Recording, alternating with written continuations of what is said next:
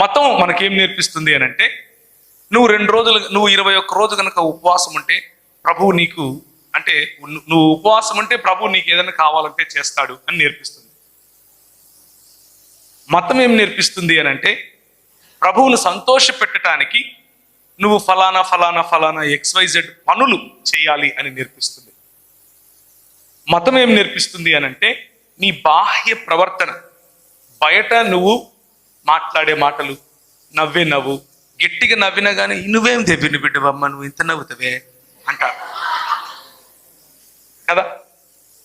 అవునా? ఎవరైనా అన్నారా నీతో? ఎవరైనా నవ్వు, పనులన్నీ వేసుకొని నవ్వుతా అండి. నువ్వు ఎట్ట పరలోకం పోతావు?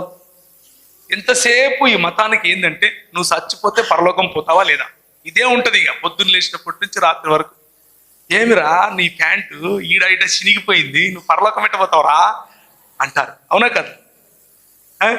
చినిగిపోయిన ప్యాంట్లు వేసుకొని తిరుగుతున్నావు కదరా, నువ్వు పరలోకం పోతావా? గాని లెక్కలు వేస్తున్నావు నువ్వు. అయ్యో అవునా అంటారా అనరా?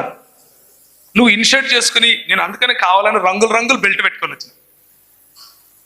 నేను కొత్తగా రక్షింపబడిన రోజుల్లో ఏం జరిగిందంటే, అంటే అప్పుడు భూమి పుట్టక ముందు, మీరెవరు పుట్టలా, భూమి పుట్టక ముందు నేను కూడా రక్షింపబడినా అనమాట. అంటే నాకంటే ముందు అన్నోళ్ళు ఉన్నారులే, వాళ్ళు భూమి పుట్టక ముందు కంటే ముందు